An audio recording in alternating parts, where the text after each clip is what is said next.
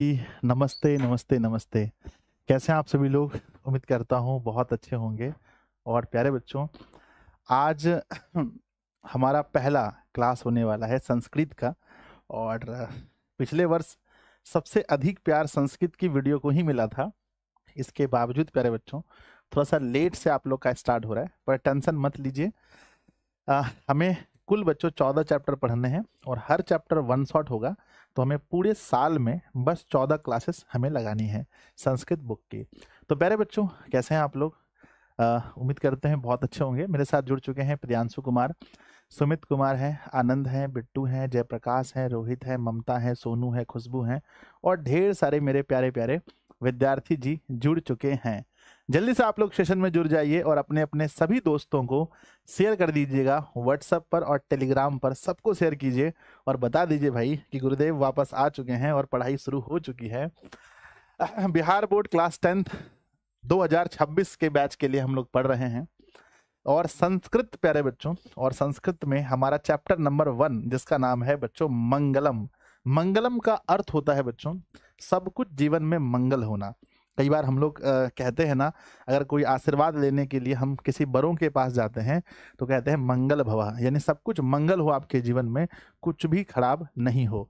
तो बच्चों सोचो, इस चैप्टर का, हमारे बुक का ये पहला चैप्टर है और शुरू में ही ये कह दिया गया है कि बच्चों मंगल यानी सब कुछ मंगल होने वाला है। उसके पहले बच्चों हम बात करें, जो हमारे किताब हैं उसका नाम क्या है बताओ एक बार कमेंट बॉक्स में, कि हमारी जो बुक है उसका नाम क्या है। गुरुजी, हम लोग जिस बुक को पढ़ने वाले हैं इसका नाम है पीयूषम। क्या आप बता सकते हैं कि पीयूषम, पीयूषम का अर्थ क्या होता है? मेरे बच्चे, अगर किसी बच्चे को मालूम है तो प्लीज एक बार लिखकर भेजो कि पीयूषम का अर्थ क्या होता है। बच्चों ने कहा, सबसे पहला आंसर देखते हैं। सर, मंगल का अर्थ, मंगलम का अर्थ होता है सब कुछ अच्छा होना, कल्याण होना बच्चों, है ना। और पीयूषम का अर्थ होता है बच्चों अमृत। क्या होता है? पीयूषण का अर्थ होता है अमृत। तो सोचो, हमारी जो पुस्तक है इसका नाम अमृत है और जो चैप्टर है मंगलम इसका अर्थ बच्चों कल्याण है। क्या है? चैप्टर का नाम बच्चों कल्याण है। कितनी बड़ी बात है। और हम लोग वन शॉट देखने वाले हैं। क्या आपको इसके बाद कोई वीडियो देखना है, हाँ या ना? नहीं गुरुजी, नहीं गुरुजी, इसके बाद आपको कोई वीडियो नहीं देखना है। ये वन शॉट होने वाला है, यानी कि आपको जो भी इस चैप्टर में पढ़ाया जाएगा इसी में हम आपको अर्थ भी समझाएंगे, इसी में आपको हम ऑब्जेक्टिव भी कराएंगे, इसी में हम आपको सब्जेक्टिव भी कराएंगे। इसके बाद आपको कोई वीडियो देखने की जरूरत नहीं है बच्चों। तो आइए हम लोग शुरू करते हैं। सबसे पहले श्री गणेशाय नमः, गणेश जी का आशीर्वाद ले लीजिए। इसका नोट्स आपको कहाँ मिलेगा बच्चों? कमेंट बॉक्स में लिखना सब लोग कि अगर आपको नोट्स चाहिए, जैसे आज चैप्टर खत्म होगा तो कल या परसों आपको नोट्स मिल जाएगा। तो नोट्स कहाँ मिलेगा बताओ कमेंट बॉक्स में।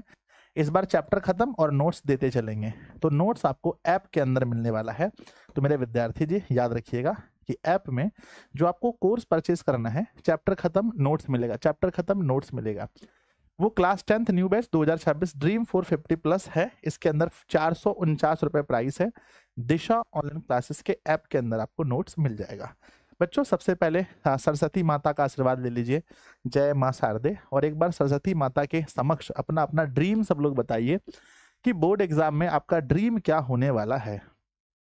क्योंकि मेरे विद्यार्थी जी, अगर मैं यूं कहूं तो अभी तक आप लोग की पढ़ाई बहुत सीरियस वे में नहीं हो पाई थी, पर अब मुझे लगता है कि आपकी पढ़ाई बहुत सीरियस वे में होने वाली है। तो एक बार माता जी का आशीर्वाद लीजिए और बताइए आपका ड्रीम क्या है। जल्दी से सब लोग लिख रहे हैं। मेरे बच्चे, मिनिमम जो आपका ड्रीम है, कम से कम जो आपका ड्रीम है वो होना चाहिए 450 प्लस, 450 प्लस। ये मिनिमम आपका ड्रीम होना चाहिए। अगर आप टॉपर लिस्ट में आना चाहते हैं तो 400, 470 या 80 प्लस चलना पड़ेगा। 480 प्लस में आप स्टेट टॉपर में आने वाले हैं। तो ये आपका ड्रीम होना चाहिए। और बच्चों पॉसिबल है। अगर आप ये सोचेंगे कि सर ये पॉसिबल नहीं है, बहुत कठिन है, तो इधर बच्चों कुछ दिन पहले आपने देखा होगा सीबीएसई का रिजल्ट आया, सीबीएसई का रिजल्ट आया और बच्चों एमपी बोर्ड का रिजल्ट आया। आपने देखा होगा सीबीएसई और एमपी बोर्ड दोनों में जो टॉपर स्टूडेंट हैं उसके कितने मार्क्स हैं बच्चों? 500 में से 500 हैं। और बिहार बोर्ड में जो हाईएस्ट मार्क्स आया है वो 489, यानी 11 नंबर अभी तक में हमारे बोर्ड में कम आया है। हमारे बोर्ड में कोई भी विद्यार्थी 489 मार्क्स से ज़्यादा नंबर लेकर नहीं आए हैं, पर सीबीएसई में ये पूरा का पूरा नंबर भी मिल चुका है बच्चों। ये याद रखना है आपको, ठीक है ना। तो चलिए आगे बढ़ते हैं। सब लोग एक बार प्यारा सा दिल बनाकर भेज दीजिए अगर आप लोग तैयार हैं। दोस्तों में शेयर कर चुके हैं तो प्लीज एक बार दिल बनाकर भेजिए अगर आपने शेयर कर दिया है। आप लोग का ये पहला गुण होना चाहिए कि सबसे पहले सभी दोस्तों के पास क्लास को शेयर करेंगे। चलो सब लोग शेयर कर दिए, फटाफट से हो गया, स्टार्ट करें। यस गुरुजी, आइए स्टार्ट करते हैं। तो लीजिए बच्चों, सबसे पहला हम देखेंगे कि बच्चों जो हमारा पाठ है इसका नाम क्या है। इस पाठ का नाम है बच्चों मंगलम। और मंगलम पाठ के जो लेखक हैं, जो रचनाकार हैं, उसके बारे में बताइए कि मंगलम पाठ के रचनाकार कौन है। तो कहिएगा महर्षि वेद व्यास। मंगलम पाठ के एग्जाम में क्वेश्चन पूछा जाएगा कि मंगलम पाठ के रचनाकार कौन है, तो आंसर कहना है महर्षि वेद व्यास। दूसरा क्वेश्चन पूछा जाएगा कि मंगलम पाठ कहाँ से लिया गया है, तो कहना है मंगलम पाठ उपनिषद से लिया गया है। तो बच्चों दो चीज याद रखना है कि हमारा जो मंगलम पाठ है ये इसके रचनाकार हैं महर्षि वेद व्यास, और मंगलम पाठ कहाँ से लिया गया है, उपनिषद से लिया गया है। मैं संस्कृत के बारे में आपको थोड़ा सा बता देना चाहता हूँ कि हमारे बोर्ड एग्जाम में बच्चों ऑब्जेक्टिव कितना आएगा।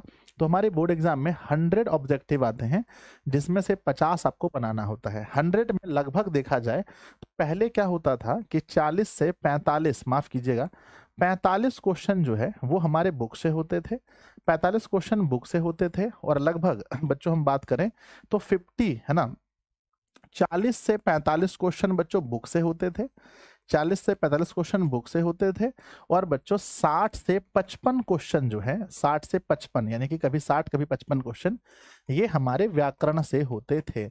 लेकिन अब की अगर हम बात करें तो नया नियम ये हो गया है, नए नियम में ज्यादा क्वेश्चन बच्चों हमारे बुक से आ रहा है। नए नियम में लगभग हम अगर बात करें तो 50-50 का मामला है बच्चों। 50 क्वेश्चन कहाँ से आने वाला है, बुक से, और 50 क्वेश्चन कहाँ से आने वाला है बताओ, 50 क्वेश्चन ग्रामर से। तो 50 नंबर तो ऑब्जेक्टिव में हो गया, प्लस बच्चों हम बात करते हैं बुक से सब्जेक्टिव में कितने नंबर का सवाल आता है। एक बार प्लीज लिख कर भेजिए, मैं देखना चाहता हूं किसके पास बच्चों उतना बुद्धि है जो मुझे बता सके कि बुक से सब्जेक्टिव में सवाल कितना पूछा जाता है। तो बुक से 8 क्वेश्चन बनाना होता है 2 नंबर का, यानी 16। तो टोटल हम जोड़ेंगे बच्चों 16, तो टोटल 66। तो आप समझिए सिर्फ बुक पढ़ के आप संस्कृत में कितना नंबर ला सकते हैं। एक बार बताइए बच्चों कमेंट बॉक्स में कि सिर्फ और सिर्फ बुक पढ़ के आप कितने अंक ला सकते हो। संस्कृत के बुक पढ़ करके आप कितना अंक ला सकते हो, तो बच्चे 66 अंक ला सकते हैं। सोचो बच्चों कितने दिन पढ़ना है, कितने दिन आपको पढ़ना है, तो डेज 14 क्लासेस हम लेंगे बुक का। 14 क्लास में 66 नंबर बच्चों, कितनी बड़ी बात है सोचो, है ना। हर चैप्टर का मिनिमम अगर हम देखें 14 या 42, हर चैप्टर से लगभग 4 ऑब्जेक्टिव क्वेश्चन और 1 सब्जेक्टिव भी, तो हर चैप्टर 5 से 6 नंबर का है। आपके मार्कशीट में कितना नंबर बढ़ाएगा बताओ, हर चैप्टर आपके मार्कशीट में कितना नंबर बढ़ाएगा, तो हर चैप्टर आपके मार्कशीट में 5 से 6 नंबर बढ़ाएगा। इसलिए हर चैप्टर को बहुत अच्छे से पढ़ना बच्चों, है ना। हर चैप्टर को बहुत अच्छे से पढ़ना, क्योंकि एक एक चैप्टर 5 से 6 नंबर आपके मार्कशीट में बढ़ा देगा। आइए बच्चों हम लोग शुरू करते हैं। आप देख रहे हैं उपनिषद, यही बच्चों उपनिषद है और इनके रचनाकार जो हैं वो वेद व्यास जी हैं। अगर मैं आपसे कुछ सवाल पूछना चाहूँ तो क्या आप जवाब देना चाहेंगे? मुझे उम्मीद है कि आप लोग देना चाहेंगे बच्चों। हाँ, हम लोग अगर थोड़ा सा, अगर आपसे मैं कुछ सवाल पूछना चाहता हूँ, जैसे बच्चों हमारे, अगर मैं आपसे पूछूं कि हमारे वेदों की संख्या कितनी है, हमारे कितने वेद हैं, तो क्योंकि एग्जाम में पूछा जाता है, याद रखिएगा कुल बच्चों वेद की संख्या 4 है, आप लोग जानते होंगे। वेद के अंग को हम लोग वेदांग कहते हैं। वेदांग की कुल संख्या कितनी है, तो 6 कहना है।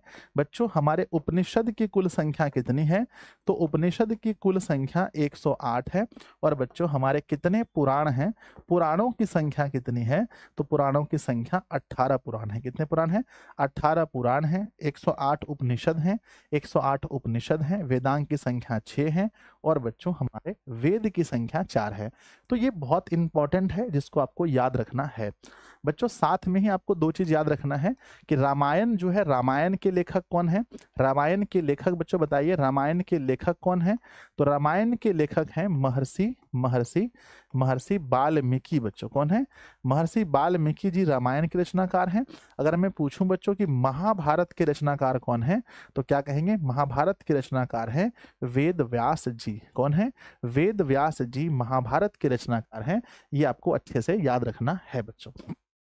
ठीक है, तो आपने देखा होगा महर्षि वाल्मीकि ने लिखा है रामायण और वेद व्यास जी ने लिखा है महाभारत। ये भी क्वेश्चन एग्जाम में पूछा जाता है। आइए बच्चों, हम लोग पाठ शुरू करते हैं वेद व्यास से मिलिए। पहले जमाने में क्या होता था, अभी तो हम लोग ऑनलाइन पढ़ रहे हैं, हम लोग स्कूल भी जाते हैं बच्चों, तो हम लोग बेंच डेस्क पर बैठ के पढ़ते थे। लेकिन पहले के समय में देखिए, ध्यान दीजिएगा, ये सभी क्या हैं, ये सभी शिष्य हैं, ये सभी शिष्य हैं जो बगीचे में बैठकर पढ़ रहे हैं और पढ़ा रहे हैं कौन, गुरु। तो पहले बच्चों ऐसा होता था कि गुरु किसी बगीचे में सभी शिष्यों को बैठा करके पढ़ाते थे, पर अब तो आप लोग अपने अपने घर में बैठे हैं, पढ़ रहे हैं। बच्चों ऑब्जेक्टिव के लिए एक एक लाइन बहुत इंपॉर्टेंट है, तो मैं पढ़ने जा रहा हूं, इसको आप ध्यान दीजिएगा। ध्यान दीजिए, सबसे पहला लाइन क्या कह रहा है, कह रहे हैं कि उपनिषद यानी उपनिषद वैदिक वांग्मयस्य अंतिम भागे दर्शन शास्त्रस्य सिद्धांतन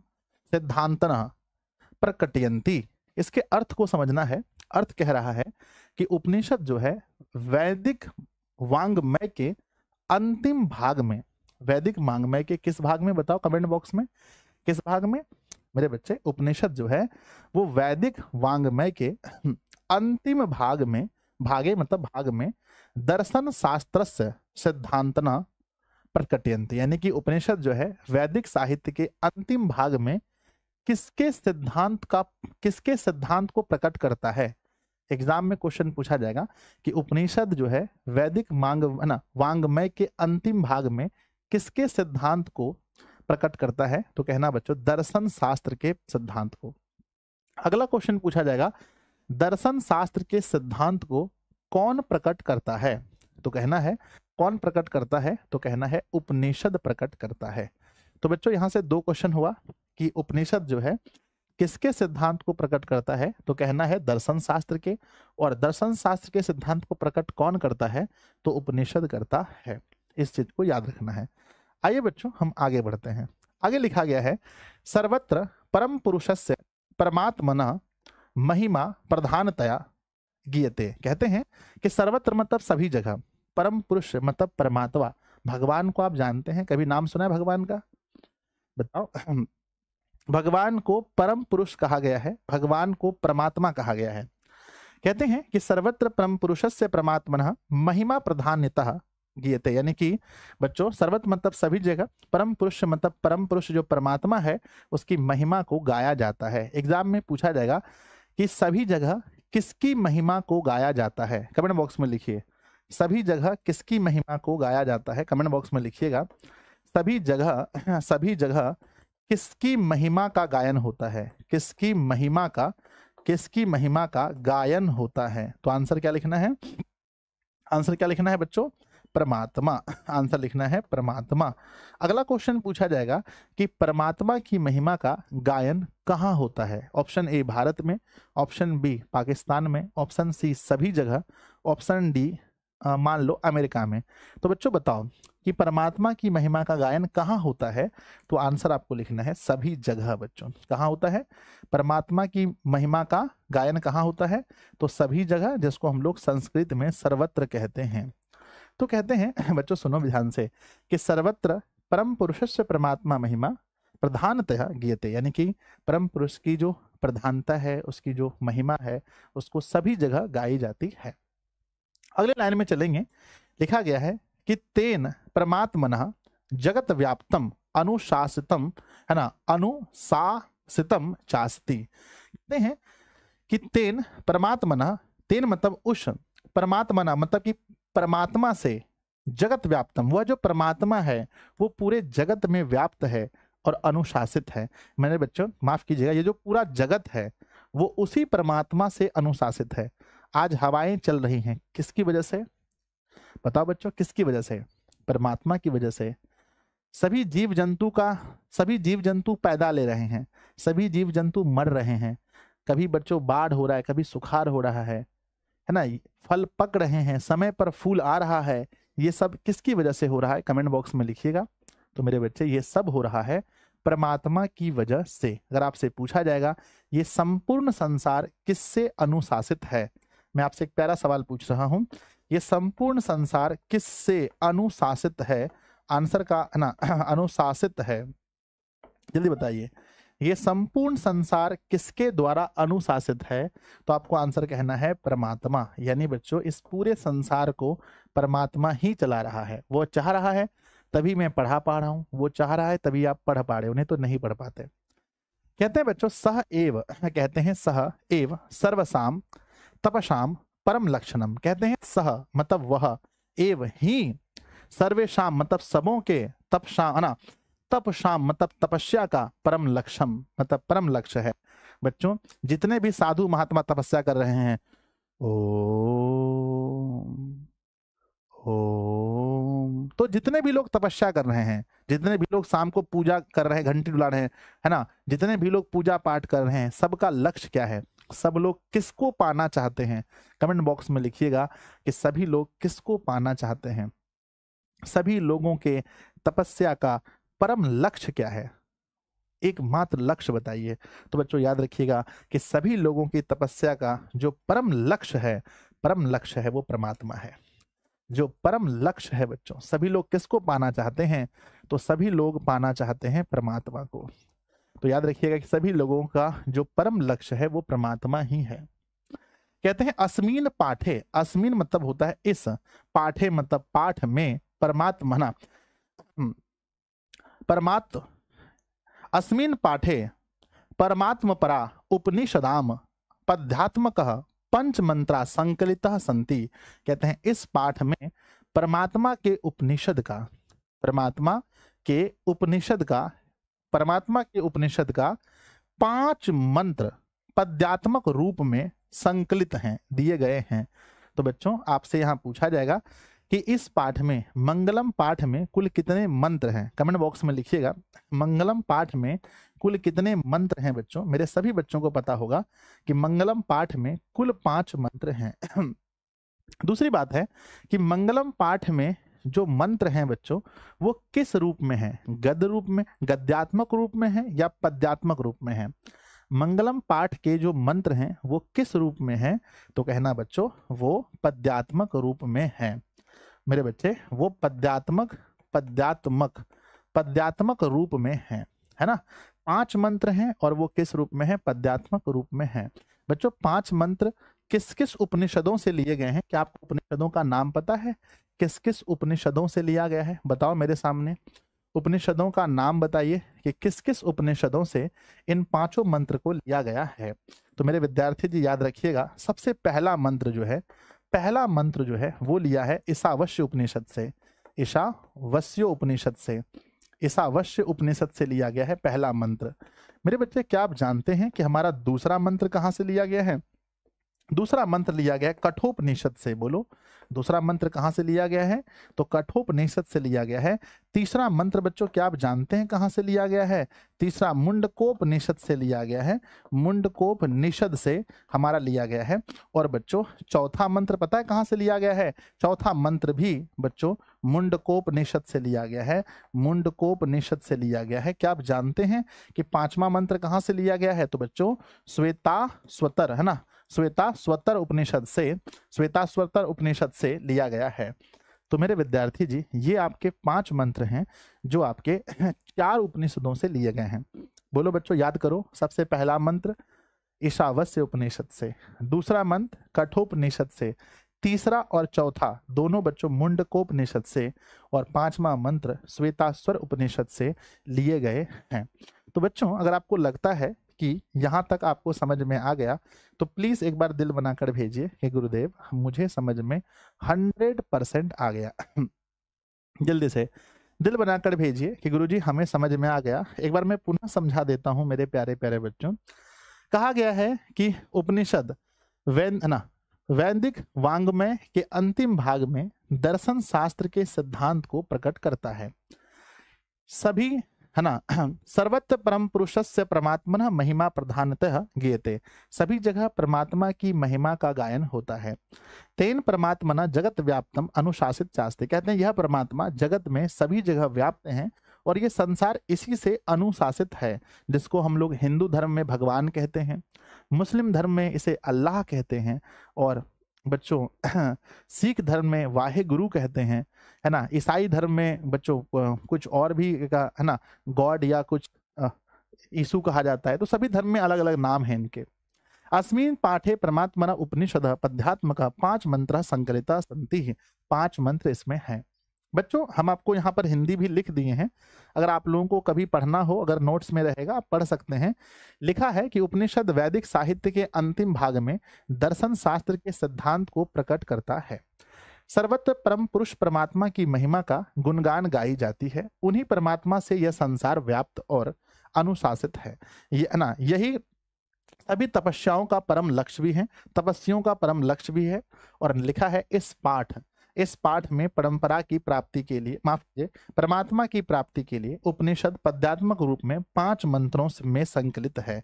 5 मंत्र हैं। इसका हिंदी वर्जन भी हमने डाल दिया है। बच्चों अच्छा है ना? बताओ यस और नो। अगर आपको अच्छा लग रहा है कि सर हिंदी भी रहेगा तो यस लिख करके भेजिए, सर इसकी कोई आवश्यकता नहीं है तो नो लिख कर भेजिए कि सर हिंदी नहीं भी रहेगा तो हमें कोई दिक्कत नहीं है। जल्दी बताओ। हिंदी होना चाहिए तो यस, हिंदी नहीं होना चाहिए तो नो लिख देंगे। भाई हिंदी की कोई आवश्यकता नहीं है। चलो ठीक है, चलो ठीक है, बढ़ जाए। यस और नो बताओ फटाफट मेरे बच्चे। अच्छा ओके गुरुजी, यस गुरुजी, नो गुरुजी। ठीक है, ठीक है, बढ़िया है। चलो छोटे महिंदा, अब भाई 5 मंत्र आपको पढ़ना है। पहला मंत्र मैं पढ़ के सुनाऊं? सर पढ़ो ना पहला मंत्र। आ जाओ, पहला मंत्र में पढ़ के सुनाता हूँ। फर्स्ट मंत्र जो लिया गया है किस उपनिषद से? ईशावास्य उपनिषद से लिया गया है। पहला मंत्र कहते हैं, हिरण्मयेन पात्रेण सतस्य अपिहितम मुखम तत्वं पूषण अपावृणु सत्य धर्माय दृष्टये। सत्येन हिरण्मयेन पात्रेण सत्यस्य अपिहितम मुखम तत्वं पूषण अपावृणु सत्य धर्माय दृष्टये। इस मंत्र को समझना है बच्चों, तो आइए समझते हैं एक एक तोड़ तोड़ करके। कहते हैं हिरण्मयेन, हिरण्मयेन का मतलब होता है सोने जैसे, या सोने जैसे, समझते हैं ना? सोने जैसे। कहते हैं हिरण्मयेन पात्रेन मतलब सोने जैसे बर्तन से, सतस्य अपिहितम मुखम कहते हैं सतस्य मतलब सत्य का, अपिहितम मुखम कहते हैं जो सत्य का मुख है वो सोने जैसे या सुनहरे कह सकते हैं, सोने जैसे बर्तन से ढका हुआ है। एग्जाम में क्वेश्चन पूछा जाएगा सत्य का मुंह किससे ढका है? ऑब्जेक्टिव बताइए, सत्य का मुंह किससे ढका हुआ है? सत्य का मुंह किससे ढका हुआ है? बताओ बच्चों आंसर। तो कहना सोने से। ठीक है ना? सत्य का मुंह किससे ढका है? किस पात्र से ढका है? तो सोने के पात्र से। किस पात्र से बच्चों? तो कहना सोने के पात्र से। उल्टा क्वेश्चन पूछा जाएगा कि सोने के पात्र से किसका मुंह ढका हुआ है? तो सोने के पात्र से किसका मुंह ढका हुआ है? सत्य का। बच्चों आप लोग जानते होंगे सोना मतलब क्या है? धन संपत्ति। मेरे बच्चे आज के समय में अगर आप इसको रिलेट कर पाएंगे तो अच्छे, मतलब अगर कोई लोग सत्य बोल रहा है, कोई सही बोल रहा है, तो उसको कुछ पैसा खिलवा करके उससे झूठ बुलवाया जाता है। बोलो हाँ या ना? Yes sir. इसलिए कहते हैं सत्य का जो मुंह है वो सोने के पात्र से ढका हुआ है, यानी कोई सत्य नहीं बोल रहा है क्योंकि उसके ऊपर में सोना रख दिया गया है। अब कहते हैं तत्वम पूषण अपावृणु, तत्वम पूषण, पूषण मतलब होता है सूर्य, अपावृणु सत्य धर्माय दृष्टते। कहते हैं तत्वम है ना, पूषण अपावृणु, पूषण मतलब हे सूर्य, सूर्य को कह रहे हैं हे सूर्य है ना। अपावृणु मतलब होता है हटाना। कहते हैं हे सूर्य सत्य और धर्म को देखने के लिए, दृष्टये मतलब होता है देखना। कहते हैं हे सूर्य सच को और धर्म को देखने के लिए इस सोने रूपी पात्र को हटा दीजिए। अब देखिए बच्चों, सूर्य की रोशनी पड़ेगी, सूर्य की रोशनी पड़ रही है, सूर्य की रोशनी पड़ रही है, सूर्य की रोशनी पड़ रही है, और देखिए ये जो है बर्तन हट गया और आप सत्य देख सकते हैं। देखिए संजय सर के कितने दांत हैं। क्या बच्चों सत्य आपने देखा? बोलो हाँ या ना। मान लो ये सत्य है, ये मानो मेरा दांत सत्य है और ये जो है सोने का बर्तन है, ये ऐसे झांप के रखा है। अब सूर्य भगवान ने, सूर्य की किरणें आई और ये हटा और दांत दिख गया। तो बच्चों इस मंत्र को आप समझ गए होंगे बहुत अच्छे से। यह मंत्र, पहला मंत्र जो है वो ईशावास्य उपनिषद से लिया गया है और इस मंत्र के अर्थ को आप समझ गए होंगे। मंत्र में कहा गया है ना, मेरे साथ पढ़ो बच्चों, पढ़ने के लिए सीखो। कहते हैं हिरणमयेन पात्रेण सत्यशनम सत्यस्य अपीहतम मुखम तत्वम पूषण अपावृणु सत्य धर्माय दृष्टये। मतलब हिरणमयेन पात्रेण, सोने जैसे पात्र से सत्य का मुंह ढका हुआ है। हे सूर्य, सत्य और धर्म को देखने के लिए इस पात्र को, इस सोने रूपी पात्र को हटा दीजिए। ये इस मंत्र का हुआ बच्चों। चलिए अब आगे बढ़ें। समझ में आया तो प्यारा सा दिल बनाकर भेजिए कि गुरुदेव एक मंत्र तो समझ में आ गया बहुत अच्छे से। इसको हिंदी वर्जन भी है क्या? हाँ बच्चों, मैंने हिंदी वर्जन भी लिख के रखा है आपको दिखाने के लिए। हिंदी वर्जन है, हे सूर्य, सत्य का मुंह सोने से पात्र से ढका हुआ है, इसलिए सत्य धर्म की प्राप्ति के लिए कृपया आप उस पात्र को हटा दीजिए। यही इसका अर्थ है पहले वाले मंत्र का। अगर आपसे कोई पूछे तो यही बताना है कि यहाँ भगवान सूर्य को पहले तो कहा जा रहा है कि सत्य का मुंह सोने के पात्र से ढका है, और फिर प्रार्थना हो रहा है कि कृपया ऐसे हटा दीजिए। बच्चों अब चलते हैं हम लोग मंत्र नंबर 2 पर। मंत्र नंबर 2 किस उपनिषद से लिया गया है मेरे बच्चे? तो कहना है कठोपनिषद से लिया गया है। पहले मंत्र का एक सवाल था जो मैं आपसे पूछना चाहूंगा कि किस उपनिषद में सत्य की चर्चा हुई है। बच्चों क्वेश्चन है, बिहार बोर्ड का सवाल है, आपको बताना है किस उपनिषद में सत्य की चर्चा हुई है। किस उपनिषद में सत्य की चर्चा हुई है? सत्य की चर्चा, जल्दी बताओ जल्दी बताओ। तो मेरे बच्चे कहेंगे कि वह है ना, जो हमारा ईशावास्य उपनिषद है ना, ईशावास्य उपनिषद है। तो कहना बच्चों ईशावास्य उपनिषद है। या फिर याद रखना बच्चों, ईश्वर सत्य है, ईश्वर सत्य है, शिव ही सुंदर है, सत्यम शिवम सुंदरम। तो बच्चों याद रखना है कि पहला जो हमारा है सबसे फर्स्ट है, यानी जिसका ईश्वर, जब पूछे बच्चों ईश्वर सत्य है, आपको ट्रिक याद रखना, ईश्वर सत्य है, सत्य की चर्चा किस उपनिषद में हुई है? तो कहना है ईशावास्य उपनिषद में। ईशावास्य उपनिषद में किसकी चर्चा हुई है? कहना है सत्य की चर्चा हुई है। मंगलम पाठ में कुल कितने मंत्र हैं? कहना है बच्चों 5 मंत्र हैं। 5 मंत्र कितने उपनिषदों से लिए गए हैं? 4 उपनिषदों से लिए गए हैं। मंगलम पाठ के लेखक कौन है? वेद व्यास जी हैं। उपनिषद के अंतिम भाग में, माफ कीजिएगा मेरे बच्चे, सॉरी, माफ कीजिएगा, यहां पर हम चलते हैं। पूछा जाए बच्चों कि उपनिषद के अंतिम भाग में किसकी चर्चा है? तो अंतिम भाग में दर्शन शास्त्र की चर्चा है ना। यह संपूर्ण संसार किससे अनुशासित है?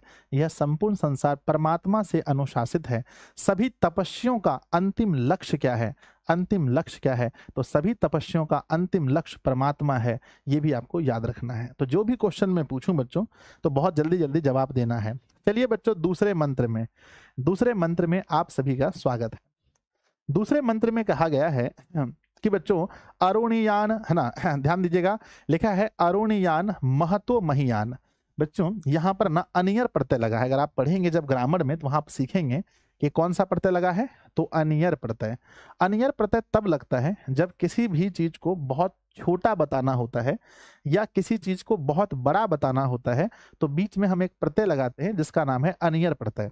तो बच्चों कहते हैं मेरे बच्चे कि अरुणियान महतो महियान। कहते हैं अरुणियान मतलब अणु से भी छोटा, जिसको आप माइक्रोस्कोप, यानी कि जो होता है ना माइक्रोस्कोप से भी नहीं देख सकते, है ना, वो जो सरल सूक्ष्मदर्शी यंत्र है उससे भी नहीं देख सकते। तो कहते हैं अरुणियान मतलब सूक्ष्म से सूक्ष्म, महतो महियान मतलब विशाल से विशाल। तो बच्चों कहते हैं कि सूक्ष्म से सूक्ष्म, विशाल से विशाल, अरुणियान महतो महियान आत्मस्य जनतोर निहितो गुहायाम। कहते हैं बच्चों आत्मस्य मतलब आत्मा जो है, जंतुर निहितो गुहायाम कहते हैं जंतु के हृदय रूपी गुफा में। पहली बात बताया गया आत्मा के बारे में कि आत्मा सूक्ष्म से सूक्ष्म है और महान से महान है। एग्जाम में क्वेश्चन पूछा जाएगा कौन सूक्ष्म से सूक्ष्म और महान से महान है? आंसर बताइए बच्चों। कौन सूक्ष्म से सूक्ष्म एवं महान से महान है? महान से महान है। ऑब्जेक्टिव क्वेश्चन मैं आपसे पूछ रहा हूं, तो मेरे सभी बच्चे आंसर लिखेंगे, वो है बच्चों आत्मा। आत्मा सूक्ष्म से सूक्ष्म है और महान से महान है। पहले लाइन में यही कहा गया है, जो जंतु के हृदय रूपी गुफा में है। एग्जाम में अगला क्वेश्चन आएगा कि जंतु के हृदय रूपी गुफा में क्या रहता है। बच्चों, जंतु के हृदय रूपी गुफा में, जंतु के हृदय रूपी गुफा में क्या होता है, क्या रहता है, तब भी लिखना है आत्मा। या फिर अगला क्वेश्चन पूछा जाएगा कि आत्मा कहाँ निवास करती है। आत्मा कहाँ निवास करती है, आंसर बताओ। आत्मा कहाँ निवास करती है, तो कहना है जंतु के हृदय रूपी गुफा में। जंतु के हृदय रूपी गुफा में क्या रहता है, आत्मा। बच्चों देखो, ऐसे तो कहा गया है हृदय रूपी गुफा में, क्या सही में आपको पता है आत्मा कहाँ रहता है मेरे बच्चे? सच में अगर आत्मा के बारे में अगर कोई पूछे तो आत्मा बच्चों यहाँ रहता है, बीच में, दोनों भवों के बीच में आत्मा रहता है। ऐसे संत सदगुरु महात्माओं का कहना है कि दोनों भवों के बीच में आत्मा निवास करती है। लेकिन यहाँ कहा गया है कि आत्मा जो है जंतु के हृदय रूपी गुफा में निवास करती है ना। चलो बच्चों आगे बढ़ते हैं। नेक्स्ट लिखा है, आगे कहते हैं तम क्रतु, है ना। तम, तम मतलब उसे ना, माफ कीजिएगा, तम क्रतु पश्यति वीत शोको धातु प्रसाद, है ना, धातु प्रसाद नमः, धातु प्रसाद नम, है ना, धातु प्रसाद नम हिमांत आत्मनः। मतलब बच्चों जो तीक्ष्ण बुद्धि वाले होते हैं, है ना, क्रतु मतलब तीक्ष्ण बुद्धि वाला, जो तीक्ष्ण बुद्धि वाले लोग होते हैं, वीत शोको, उसे शोक रहित होकर। बच्चों मान लीजिए आपका आज बकरी हेरा गया, आपको दुख होगा कि नहीं बताइए? यस सर होगा। आपका 500 रुपए खो गया, दुख होगा? होगा। आपको कहीं पर चोट लग गया, आपको दुख होगा? सर होगा। आपकी मम्मी 2-3 दिन से नानी के यहाँ चले गई, आपको दुख होगा?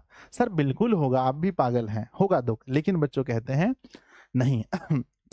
जो वीत है ना, वीत शोको, जो शोक से रहित है, जिसको दुख नहीं होता है ना, ऐसे लोग जो तीक्ष्ण बुद्धि वाले होते हैं, जिन्हें दुख नहीं होता, इस संसार के दुख सुख दुख को जो भूल जाते हैं, वही धातु प्रसाद, है ना, धातु प्रसाद, है ना, धातु प्रसाद नम, है ना, है ना, हिमान आत्मा, है ना, हिमान हिमानम आत्मनः। कहते हैं जो बच्चों तीक्ष्ण बुद्धि वाले लोग होते हैं, जो इस संसार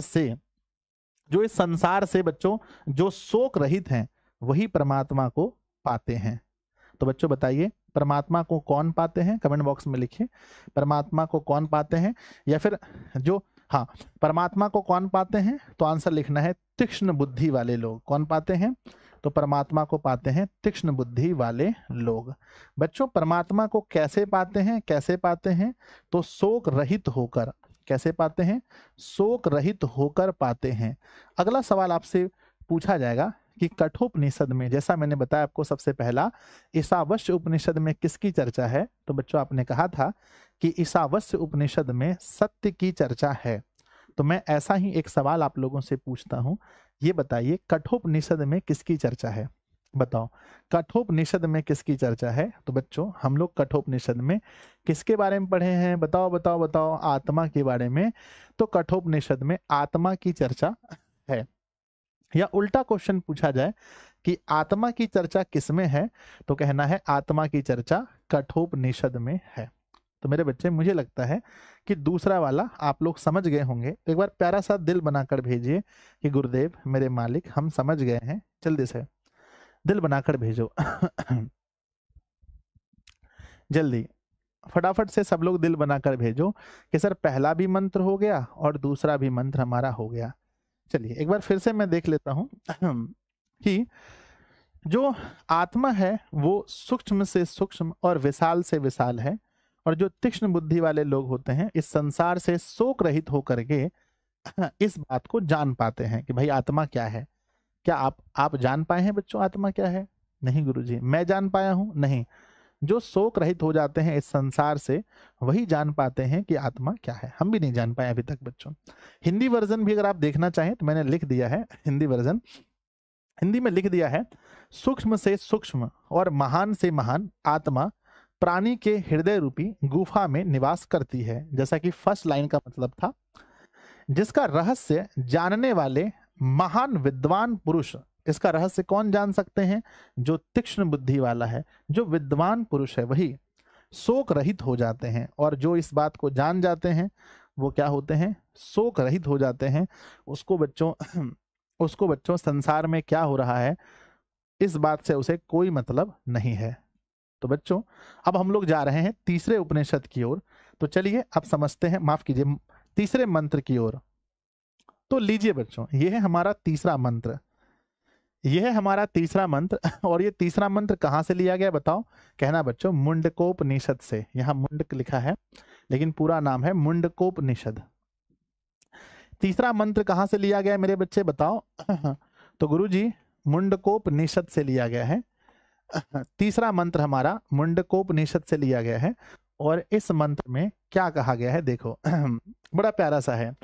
कहते हैं सत्यमेव जयते ना नृतम। कहते हैं सत्यमेव जयते ना नृतम, यानी बच्चों सत्यमेव जयते मतलब सत्य की जीत होती है। आप देखे होंगे हम लोग जो पैसा ले होते हैं, आपके पास कोई नोट है बच्चों 10 रुपए का, 20 रुपए का, 50 रुपए का, उस नोट में लिखा रहता है सत्यमेव जयते। अर्थात बच्चों सत्यमेव जयते यानी सत्य की हमेशा क्या होती है? सत्यमेव जयते, सत्य की हमेशा जीत होती है। ना नृतम मतलब असत्य की नहीं। तो एग्जाम में पूछा जाएगा हमेशा जीत किसकी होती है? आंसर बताओ, हमेशा जीत किसकी होती है? ऑलवेज विन, है ना। हमेशा जीत किसकी होती है? तो कहना है बच्चों सत्य की। हमेशा जीत किसकी होती है? सत्य की। बच्चों किसकी जीत नहीं होती, है ना? किसकी जीत नहीं होती मेरे बच्चे लिखो, किसकी जीत नहीं होती? तो आंसर लिखेंगे किसकी जीत नहीं होती, तो आंसर लिखना है असत्य की नहीं होती। बच्चों सत्यमेव जयते जो मंत्र है वो किस उपनिषद से लिया गया है? एग्जाम में पूछा जाता है कि सत्यमेव जयते जो मंत्र है वो किस उपनिषद से लिया गया है? तो कहना है बच्चों मुंडकोपनिषद से लिया गया है। एग्जाम में पूछा जाता है, ये जीके जीएस में भी क्वेश्चन आता है। जब आप कंपटीशन की तैयारी करेंगे तो वहां पूछा जाता है कि सत्यमेव जयते किस उपनिषद से लिया गया है? तो हमें कहना होता है मुंडकोपनिषद से। बच्चों कहते हैं सत्येन पंथा विततो देवयानः। कहते हैं बच्चों कि सत्येन पंथा, सत्येन मतलब सत्य ही, पंथा मतलब पथ, रास्ता समझते हैं ना। सत्य ही, पंथा मतलब पथ है, रास्ता है, विततो मतलब जानने का, देवयानः कहते हैं बच्चों सत्य को ही, सत्येन पंथा विततो देवयानः यानी सत्य को देवयान कहा गया है। यान मतलब समझते हैं, वायुयान समझते हैं सर, जो वायु में चले उसे वायुयान कहते हैं। जलयान समझते हैं, जो जल में चले उसे जलयान कहते हैं।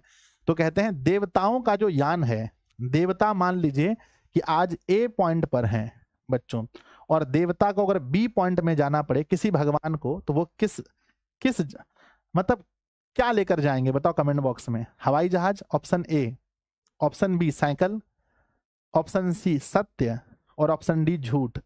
क्या लेकर के देवता ए पॉइंट से बी पॉइंट जाते हैं?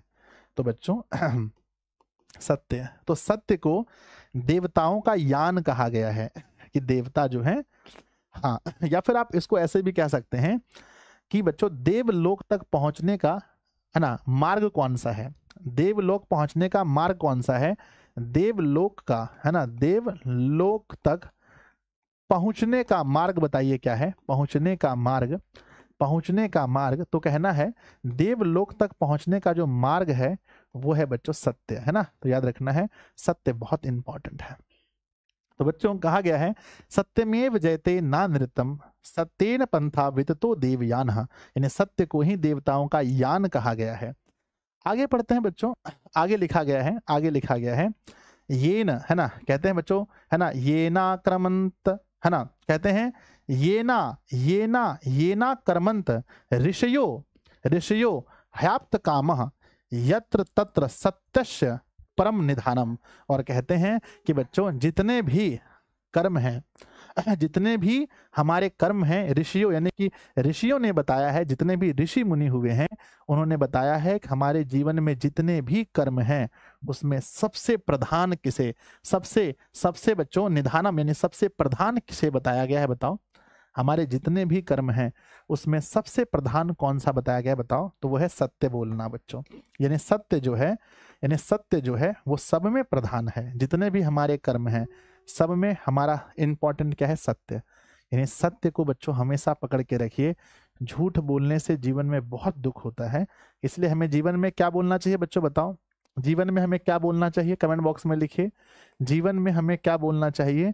तो जीवन में हमें सत्य बोलना चाहिए। जीवन में हमें सत्य बोलना चाहिए और सत्य के मार्ग से ही हम जीवन में मुक्ति भी पा सकते हैं। अब आइए हम इसके हिंदी वर्जन को हम आपके सामने रखते हैं, जिसको आप समझेंगे। हिंदी वर्जन में लिखा है कि सत्य की जीत होती है, ना कि असत्य की। ये तो पहला लाइन था। दूसरा है बच्चों, सत्य से ही देवलोक का रास्ता खुलता है, यानी देवलोक तक जाने का जो रास्ता है वो सत्य ही है। सभी ऋषि मुनि लोग सत्य के मार्ग पर चल के देवलोक को प्राप्त कर लेते हैं, यानी जितने भी ऋषि मुनि हैं उन्होंने माना है सबसे जो मुख्य कर्म है वो सत्य है, और सत्य पर चलकर ही देवलोक तक पहुंचा जा सकता है। बच्चों सत्य मार्ग से कौन देवलोक तक पहुंचते हैं? क्वेश्चन है आप लोगों से कि सत्य मार्ग से कौन देवलोक तक पहुंचते हैं? तो कहना है बच्चों, बताओ कौन पहुंचते हैं, बताओ कौन पहुंचते हैं? तो कहना बच्चों ऋषि मुनि। क्या बोलना है? ऋषि मुनि। कौन पहुंचते हैं? तो देवलोक तक कौन पहुंचते हैं? तो ऋषि मुनि पहुंचते हैं। ऋषि मुनि देवलोक तक किस मार्ग से पहुंचते हैं? किस मार्ग से पहुंचते हैं? तो कहना है बच्चों सत्य मार्ग से। क्या कहना है? सत्य मार्ग से पहुंचते हैं और सत्य मार्ग से देवलोक तक पहुंच जाते हैं। तो बच्चों क्या इस मंत्र को आप समझ गए? तो एक बार प्यारा सा दिल बनाकर भेजिए कि लीजिए गुरुजी ये हमारा दिल है और हम समझ गए। मेरे जितने भी प्यारे प्यारे बच्चे हैं सब लोगों से मैं रिक्वेस्ट करना चाहता हूं कि अगर आप समझ गए तो प्यारा सा दिल बनाकर भेजिए, और एक बार सब लोग सेशन को लाइक कर दीजिए। 5000 बच्चों लाइक्स पूरे होने चाहिए। तो प्लीज बच्चों जितने भी विद्यार्थी जी हैं सब लोग एक बार चैनल को लाइक कर, इस है ना, सब लोग इस क्लास को एक बार लाइक कर दीजिए जल्दी जल्दी से। 3 मंत्र हमारा हो चुका है, हम चौथे मंत्र में जाने वाले हैं। सब लोग एक बार सेशन को लाइक कर दीजिए। 3500 3600 बच्चों सब लोग फटाफट लाइक कर दीजिए सेशन को।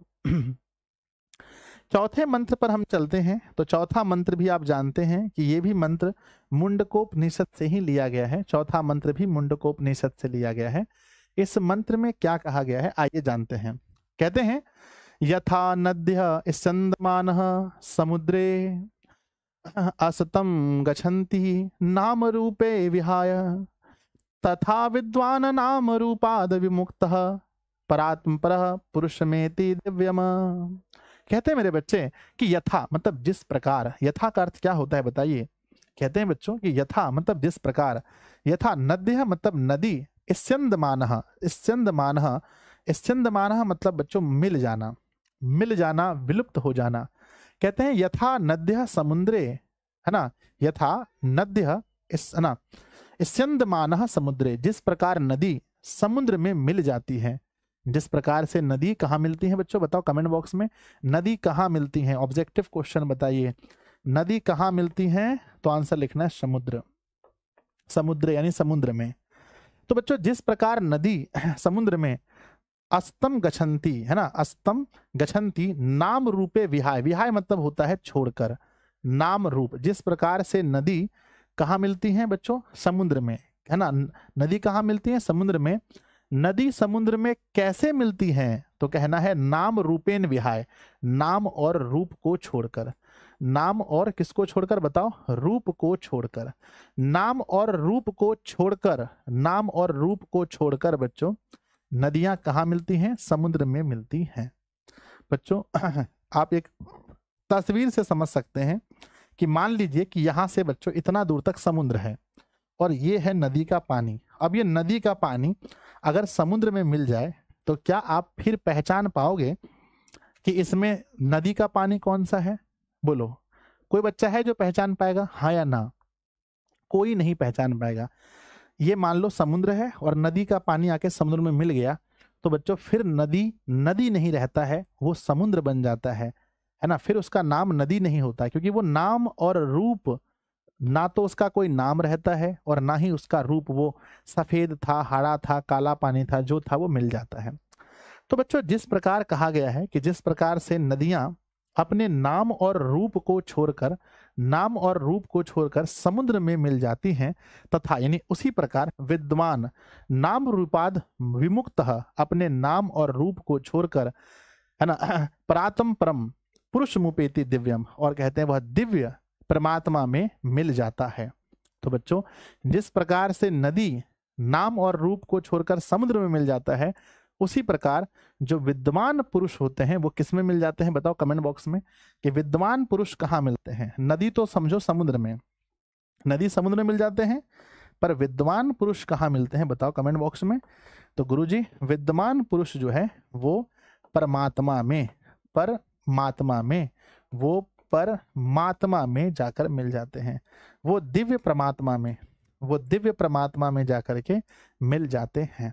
तो मेरे बच्चे, हम उम्मीद करते हैं कि आप लोग इस चौथे मंत्र को बहुत अच्छे से समझ गए होंगे। सबसे हल्का मंत्र यही है, तो प्यारा सा दिल बनाकर भेजिए कि गुरुजी हम लोग समझ गए। सबसे हल्का मंत्र यही है, इसमें बहुत बहुत नॉर्मल बताया गया है कि बच्चों, यथा नद्यः स्मन्दमानः समुद्रे अस्तम गच्छन्ति नाम रूपे विहाय, जिस प्रकार से समुद्र अपने नाम और नदी अपने नाम और रूप को छोड़कर समुद्र में मिल जाता है, तथा विद्वान नाम रूपाद विमुक्तः परमात्मा पुरुष में, है ना, पुरुष मुपेति दिव्यम, ठीक उसी प्रकार से जो विद्वान पुरुष होते हैं वो अपने नाम और रूप को छोड़कर परमात्मा में मिल जाते हैं। बच्चों, अब हम लोग क्या करेंगे, इसके हिंदी अर्थ को अगर आप देखना चाहें तो मैंने लिख दिया है हिंदी, अगर आपको इसका बताना हो तो आप बता सकते हैं कि जैसे नदियां अपना वास्तविक नाम और रूप को छोड़कर समुद्र में विलीन हो जाती हैं, अर्थात मिल जाती हैं, ठीक उसी प्रकार सभी विद्वान पुरुष अपना वास्तविक नाम और रूप को त्याग कर दिव्य पुरुष आत्मा अर्थात ब्रह्म को प्राप्त कर लेते हैं। दिव्य पुरुष हम आत्मा कह सकते हैं, माफ कीजिएगा, दिव्य पुरुष परमात्मा होगा। दिव्य पुरुष परमात्मा अर्थात ब्रह्म को प्राप्त कर लेते हैं। तो आई थिंक समझ के होंगे बच्चों। संस्कृत विषय में हमारा गोल कितने का है बच्चों, बताओ। संस्कृत विषय में हमारा जो टारगेट है वो कितने का है, बता सकते हैं कमेंट बॉक्स में। सर, संस्कृत विषय में हमारा जो लक्ष्य है वो 100/100 का है, क्योंकि इसमें हमें जो उत्तर लिखना है वो सारे लगभग हिंदी ही हैं। मैं बच्चों संस्कृत को लगभग हिंदी कहता हूँ, संस्कृत को क्या बोलता हूँ, लगभग हिंदी, क्योंकि यहाँ पर लगभग चीजें हिंदी में ही पढ़नी है। तो संस्कृत क्या है, संस्कृत बच्चों लगभग हिंदी है, इसमें ज़्यादा कुछ नहीं है। संस्कृत में 100 में से 100 नंबर लाना है, और लगभग हजारों बच्चों ने ऐसा किया है। दिशा से पढ़ के हजारों बच्चों ने 100 में 100 नंबर लाया है संस्कृत में। तो हमारा एक ही लक्ष्य होगा बच्चों कि संस्कृत में पूरा नंबर कैसे लाना है, 100 में से 100, एक भी नंबर नहीं कटना चाहिए। अंतिम मंत्र बच्चों अगर हम देखें तो ये अंतिम मंत्र लिया गया है श्वेताश्वतर उपनिषद से, है ना, श्वेताश्वतर उपनिषद से लिया गया है। श्वेता याद रखना, खाली याद रहेगा ना, श्वेताश्वर उपनिषद से लिया गया है हमारा लास्ट जो है मंत्र। और इस मंत्र में कहते हैं वेदा हेमंतम पुरुष महांतम आदित्य वर्णम तमसा परस्तात। इसको समझिएगा, कहते हैं कि वेदा हमेतम पुरुष महानतम, कहते हैं वेद रूपी पुरुष। वेद को बच्चों, जो हमारे वेद हैं, ऋग्वेद, यजुर्वेद, सामवेद, अथर्ववेद, जो वेद हैं उसको बच्चों पुरुष बताया गया है। वेद को क्या बताया गया है बताओ कमेंट बॉक्स में, वेद को क्या बताया गया है? कहते हैं वेद को पुरुष बताया गया है। और यहाँ कहते हैं वेदा हेमंतम पुरुष महानतम, यहाँ जो वेद रूपी पुरुष है उसे महान बताया गया है। तो बच्चों अगर आपसे पूछा जाए कि वेद रूपी पुरुष को क्या कहा गया है तो क्या लिखेंगे? वेद रूपी पुरुष यहाँ पर क्या बताया गया वेद रूपी पुरुष को? तो महान बताया गया है मेरे बच्चे। यानी वेद जो है, जो हमारे वेद हैं उसको महान बताया गया है। कहते हैं वेदा हमेतम पुरुष महानतम, कहते हैं वेद रूपी जो पुरुष है वो महान है ना। वेदा हमेतम पुरुष महानतम, वेद रूपी जो पुरुष है वो महान है। आदित्य वर्णम, यानी आदित्य वर्णम, आदित्य मतलब होता है सूर्य और वर्ण मतलब होता है उसकी किरण, जो सूर्य की रोशनी है। कहते हैं कि आदित्य वर्णम तमसा प्रसातत, यानी कि तमसा मतलब होता है अंधकार, तमस मतलब होता है अंधकार। कहते हैं आदित्य वर्णम, आदित्य वर्णम यानी आदित्य यानी सूर्य के प्रकाश के आते ही, सूर्य के प्रकाश के आते ही अंधकार प्रस्तात यानी कि समाप्त हो जाता है। सूर्य के प्रकाश के आते ही अंधकार समाप्त हो जाता है। कहते हैं तमेव विदित, है ना, कहते हैं विदित वाति मृत्युमेति नान्यथा पंथा विद्यते विद्यते अनायन। कहते हैं बच्चों कि तमेव तमेव विदित्वाति मृत्यु, है ना, मृत्यु मेति नान्य पंथा विद्यते अनाय। कहते हैं बच्चों, और जो विद्वान लोग हैं, जो भी विद्वान हैं, उन्होंने मृत्यु का, है ना मेरे बच्चे, कहते हैं मृत्यु मेति नान्य पंथा विद्यते अनाय। कहते हैं बच्चों की इसके अलावा, यानी कि परमात्मा को पाने का इसके अलावा और कोई दूसरा रास्ता नहीं है। परमात्मा को पाने का बच्चों, है ना, परमात्मा को पाने का क्या रास्ता है बच्चों बताओ? तो एक रास्ता है बच्चों वेद है, और दूसरा भक्ति है। ये सब वेद को जो है परमात्मा को पाने का रास्ता बताया गया है, और इसके अलावा कोई दूसरा रास्ता इस दुनिया में नहीं है। इसके अलावा कोई दूसरा रास्ता इस दुनिया में नहीं है। यानी वेद को जो है ना, कहा गया है कि बच्चों नहीं तो मृत्यु है, वेद को इसका रास्ता बताया गया है। आइए यहाँ पर हम इसके हिंदी अर्थ को समझते हैं। शायद जरा ज़्यादा अच्छे से हमने इसको हिंदी अर्थ को लिखा है। मैं अज्ञानी हूँ तथा अन्य विद्वान हैं, ऐसा महान लोग समझते हैं, है ना। मैं अज्ञानी हूँ तथा अन्य विद्वान है, ऐसा महान लोग समझते हैं, और ऐसा समझकर ही मृत्यु को पार कर लेते हैं। मृत्यु को क्या करते हैं? पार करते हैं। वे जानते हैं कि इस संसार रूपी सागर को पार करने का इससे अच्छा मार्ग और कोई है ही नहीं।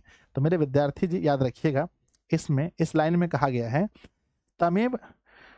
तमेव विदित्वाति मृत्यु मेति नान्य पंथा विद्यते अनाय। कहते हैं कि बच्चों ऐसा जानकर, यानी कि परमात्मा को जानकर बच्चों उसको पा लेने से, है ना, मृत्यु को पार कर जाते हैं। तो बच्चों एग्जाम में पूछा जाएगा कि सबसे पहला सवाल कि श्वेतास्वर उपनिषद में किसकी चर्चा है? श्वेतास्वर उपनिषद में किसकी चर्चा है? कमेंट बॉक्स में लिखिए। तो कहना बच्चों परमात्मा की, है ना, परमात्मा की, परमात्मा की। श्वेतास्वर उपनिषद में किसकी चर्चा है बच्चों बताओ? तो कहना है परमात्मा की चर्चा है। किसी चर्चा है? परमात्मा की चर्चा है। सूर्य के प्रकाश आते ही कौन भाग जाता है बताओ? सूर्य के प्रकाश आते ही कौन भाग जाता है? तो कहना है सूर्य के प्रकाश आते ही अंधकार भाग जाता है। सूर्य के प्रकाश के आते ही कौन भाग जाता है? अंधकार भाग जाता है। बच्चों कौन मृत्यु को पार कर जाता है बताइएगा? कौन मृत्यु को पार कर जाता है? तो कहना है बच्चों साधक, है ना। साधक जो होते हैं, जो साधक, जो साधन करने वाले होते हैं, साधक किसको पार करते हैं? मृत्यु को पार कर जाते हैं, है ना, मृत्यु को पार कर जाते हैं। साधक किसको पार कर जाते हैं? तो साधक मृत्यु को पार कर जाते हैं, है ना। कहा गया है कि वेद रूपी जो पुरुष है, वेद रूपी जो पुरुष है वो महान है। जिस प्रकार से आदित्य यानी कि सूर्य के किरणें आने से अंधकार दूर भाग जाता है, उसी प्रकार अगर कोई व्यक्ति अच्छे से वेद को पढ़ ले, वेद को समझ ले, परमात्मा को जान ले, तो वह मृत्यु को पार कर सकता है ना बच्चों। इसी को कहते हैं जीते जी मरना, है ना। इसी को कहते हैं मुक्ति पाना बच्चों, है ना। क्या कहते हैं?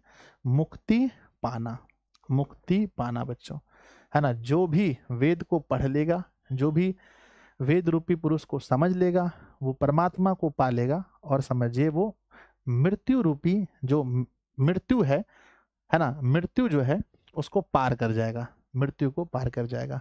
बच्चों अगर आप समझ गए तो एक बार प्लीज दिल बनाकर भेजिए कि गुरुदेव हम लोग समझ गए हैं। तो पहले एक हम नॉर्मल टेस्ट लेंगे आपका, फिर हम लोग आपका एक बड़ा ऐसा टेस्ट लेंगे ऑब्जेक्टिव के तौर पे। तो बच्चों पहले एक नॉर्मल टेस्ट हो रहा है, एक टेस्ट लीजिए प्लीज। मेरे टेस्ट का जवाब देंगे बहुत फास्ट में। तो बच्चों चलिए मेरे टेस्ट का जवाब दीजिए। सबसे पहले बताइए कि पीयूषम शब्द का अर्थ क्या होता है? गुरुजी पीयूषम शब्द का अर्थ होता है अमृत। पीयूषम शब्द का अर्थ होता है अमृत, जो हमारे किताब का नाम है। पहला पार्ट है बच्चों मंगलम। मंगलम का अर्थ क्या होता है? सर मंगलम का अर्थ होता है कल्याण। मंगलम का अर्थ होता है कल्याण। गुरुजी जो हमारा मंगलम पाठ है इसके लेखक कौन है? मंगलम पाठ के लेखक हैं वेद व्यास। मंगलम पाठ के लेखक हैं वेद व्यास। मेरे बच्चे, मंगलम पाठ में कुल कितने मंत्र हैं? मंगलम पाठ में कुल कितने मंत्र हैं? तो मंत्र हैं बच्चों 5। मंगलम पाठ में ये 5 मंत्र कितने उपनिषदों से लिए गए हैं? कितने उपनिषदों से लिए गए हैं? तो उपनिषदों की संख्या है 4। बच्चों, सबसे पहला जो हमारा मंत्र है ना, सबसे पहला जो मंत्र है, हिरण्मयेन पात्रेण सत्यस्य धर्माय। तो बच्चों, हिरण्मयेन पात्रेण जो मंत्र है वो किस उपनिषद से लिया गया है? हिरण्मयेन पात्रेण जो मंत्र है ये किस उपनिषद से लिया गया है? गुरुजी, सबसे पहला है ईशावास्य उपनिषद। ईशावास्य उपनिषद। गुरुजी ये बताओ कि अरुणियान महतो महियान, अरो अरो अरो नियान है ना, अरोनियान, अरोनियान महतो महियान, ये जो मंत्र है ये किस उपनिषद से लिया गया है? तो मेरे बच्चे, अरुणियान महतो महियान ये अनु से छोटा और बच्चों बड़ा से बड़ा, यानी ये हमारे कठोपनिषद से लिया गया है। कठोपनिषद से। मेरे बच्चे, सत्यमेव जयते, सत्यमेव जयते ये किस उपनिषद से लिया गया है? बच्चों बताओ, सत्यमेव जयते किस उपनिषद से लिया गया है? गुरुदेव, सत्यमेव जयते ये मुंडकोपनिषद से लिया गया है। ये मुंडकोपनिषद से लिया गया है। यथा समुद्रे है ना, यथा नद्या है ना, यथा नद्य है ना, यथा नद्य। मेरे बच्चे, यथा नद्य यथा नद्य क्या मंत्र था बच्चों? पूरा बताओ। यथा नद्य अस्यन्दमानः,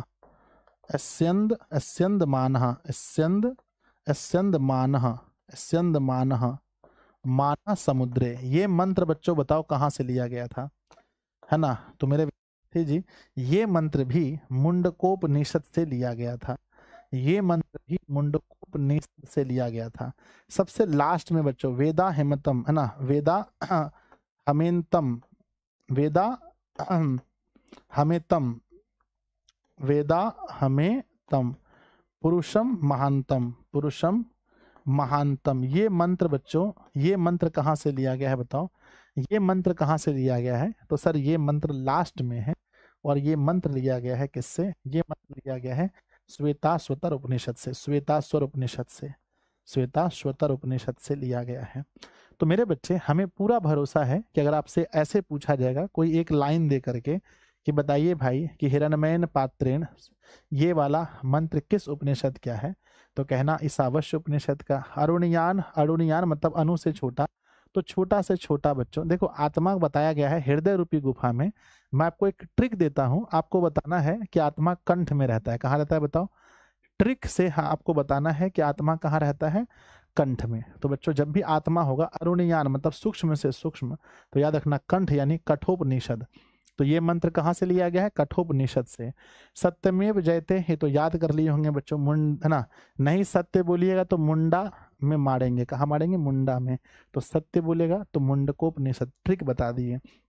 यथा नद्य यानी कि नदी की चर्चा है। नदी की चर्चा जब हो रहा है तो समझिए नदी की चर्चा, ध्यान दीजिएगा, सत्य और नदी की चर्चा करिएगा तो मुंडा में मारेंगे। तो जब नदी की चर्चा होगा तब भी मुंडा मतलब मुंडकोपनिषद। और वेदा हमेतम है ना, तो बच्चों है ना, वेदा हमेतम पुरुष महानतम। तो बच्चों जब वेद की चर्चा करते हैं तो वेद होता है श्वेत रंग का।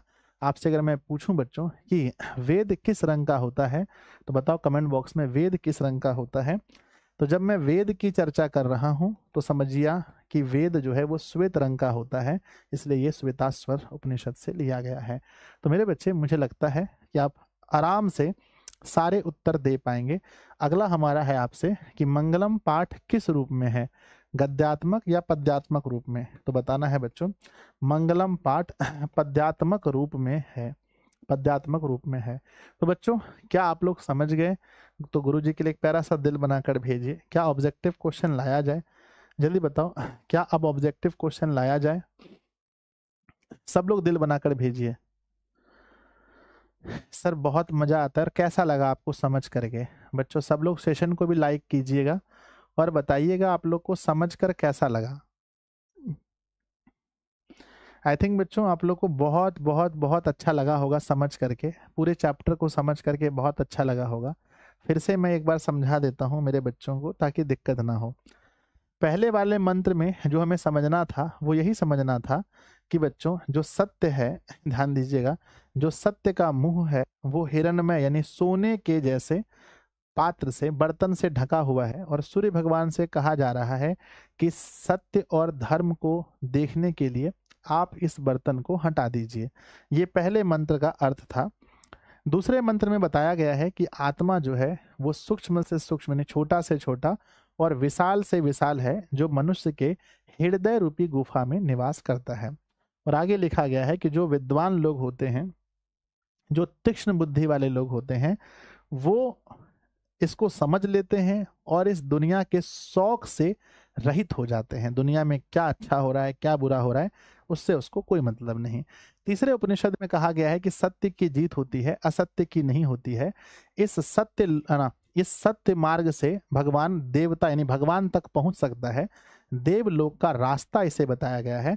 और आगे लिखा गया है कि ये न कर्म और ये बच्चों, ये जो सत्य है, ये सत्य मार्ग को सबसे महान बताया गया है कि सत्य ही सबसे महान है।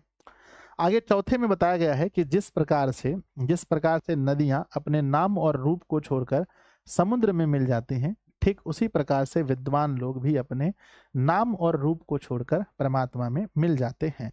पांचवें वाले में लास्ट मंत्र में बताया गया है कि वेद रूपी पुरुष महान है।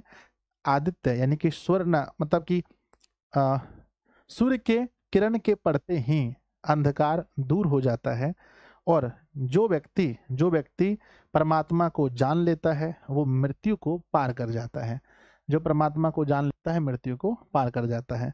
तो आइए बच्चों, अब आपके सामने क्वेश्चन है और सबसे पहला सवाल आपके सामने है, नंबर फर्स्ट। पहला सवाल है कि उपनिषद के रचनाकार कौन है, और आपको सही उत्तर बताना है। बच्चों उपनिषद के रचनाकार, जल्दी बोलो, 1 2 3 स्टार्ट। रचनाकार बच्चों वेद व्यास है, ऑप्शन ए सही है। नेक्स्ट है मंगलम पाठ के रचनाकार कौन है, मंगलम पाठ के रचनाकार भी वेद व्यास है। नेक्स्ट है उपनिषद किसका अंतिम भाग है, वह ना मैंने बताया था वैदिक साहित्य का अंतिम भाग है। अगला बच्चों मंगलम पाठ कहाँ से लिया गया है, तो उपनिषद से लिया गया है, ऑप्शन सी। उपनिषद कस्य महिमा प्रधानति ज्ञेयते, मतलब उपनिषद में किसकी महिमा का प्रधान मतलब किसकी महिमा का प्रधान है। तो बच्चों आपने पढ़ा होगा कि परम पुरुषस्य 2 बार दे दिया है बच्चों, माफ कीजिएगा, दोनों ऑप्शन सही है। अच्छा, पर पुरुषस्य लिखा है, माफ कीजिएगा, परम पुरुषस्य, ऑप्शन सी। अगला है कि मंगलम पाठ में कैसे मंत्र हैं, तो मैंने बताया है पद्यात्मक मंत्र हैं, ऑप्शन बी। नेक्स्ट है सबसे बड़ा खजाना क्या है, सत्य को सबसे बड़ा खजाना बताया गया है। मंगलम पाठ में कितने मंत्र हैं, मंगलम पाठ में कुल 5 मंत्र हैं बच्चों। नेक्स्ट है स्वर्णमय पात्र से किसका मुंह ढका हुआ है, सोने के पात्र से किसका मुंह ढका है, तो सत्य का मुंह ढका हुआ है। नेक्स्ट है यह संपूर्ण संसार किसके द्वारा अनुशासित है, तो वो परमात्मा के द्वारा अनुशासित है। तो मेरे बच्चे 10 सवाल में बताओ पहले कितने सवाल ऐसे थे जो आपको 100% याद था कि इसका आंसर ये होगा, इसका आंसर ये होगा, इसका आंसर ये होगा। 10 में से आपको कितना याद था बताओ। सब लोग 10 में से 10 बताएंगे, मुझे पता है। क्योंकि भैया बहुत आसान बहुत इजी था, तो पूरा 10 में से 10 होना चाहिए उत्तर, मुझे ऐसा लगता है। चलो भाई, सबका 10 में से 10 आ रहा है, ऑल सही है गुरुदेव, होना भी चाहिए बच्चों, मेहनत करते हो, पढ़ते हो आप लोग। आगे लिखा है हिरण्मय पात्रेन किस उपनिषद से, पहला ही है, पहला ईश्वर होता है, ऑप्शन ए। नेक्स्ट है सत्य का मुंह किस पात्र से ढका है, तो हिरण्मय पात्र से, पढ़ा दिए हैं। नेक्स्ट है मंगलम पाठ का प्रथम मंत्र कहाँ से है, पहला मंत्र ईश्वर यानी ईशावास्य उपनिषद से लिया गया है। नेक्स्ट है पूषण अपावृणु शब्द का संधि विच्छेद क्या होता है, तो पूषण प्लस अपावृणु क्या होगा, पूषण और प्लस अपावृणु बराबर होता है पूषण अपावृणु। नेक्स्ट है बच्चों की सत्यश अपिहितम शब्द का संधि विच्छेद क्या होगा, सत्य और प्लस में अपिहितम, है ना, सत्य और प्लस में अपिहितम, सत्यस्य प्लस में अपिहितम, ऑप्शन नंबर ए होगा, सत्यस्य प्लस में अपिहितम। नेक्स्ट सवाल है बच्चों कि अपिहितम शब्द का अर्थ क्या होता है, अपिहितम मतलब होता है बच्चों ढका हुआ, क्या होता है, ढका हुआ। अगला है बच्चों अपावृणु शब्द का अर्थ होता है, अपावृणु मतलब होता है हटा दीजिए। क्या होता है? अपावृणु शब्द का अर्थ क्या पढ़ाए थे? हटा दीजिए। नेक्स्ट है सत्य धर्म की प्राप्ति के लिए किसे हटा देना चाहिए? तो बच्चों सोने के पात्र को, सोने सा पात्र को हटा देना चाहिए। नेक्स्ट है उपनिषद किसका सिद्धांत प्रकट करता है? उपनिषद दर्शन शास्त्र का सिद्धांत प्रकट करता है। नेक्स्ट है हिरणमय पात्र से किसका मुंह ढका है? तो बच्चों सत्य का मुंह ढका हुआ है हिरणमय पात्र से। 20 क्वेश्चन में कितना आपको आता था? मुझे तो भरोसा है अपने बच्चों पर, कोई भी नया बात इसमें नहीं है। आपको 20 में से 20 आता होगा, एक नंबर भी कटने की कोई गुंजाइश यहाँ मुझे तो नहीं दिख रही है ना? 20 में से 20 होना चाहिए, मुझे ऐसा प्रतीत हो रहा है। 20 में से 20 कृपया आप लोग बताइए। हाँ, नेक्स्ट अगला सवाल है महान से महान कौन है? तो बच्चों महान से भी महान आत्मा को महान से महान बताया गया है। नेक्स्ट है किसकी महिमा सर्वत्र गाई जाती है? परमात्मा की महिमा गाई जाती है। नेक्स्ट है उपनिषद के अंतिम भाग में किसका सिद्धांत है? तो दर्शन शास्त्र का सिद्धांत है। यह संपूर्ण संसार किसके द्वारा व्याप्त है?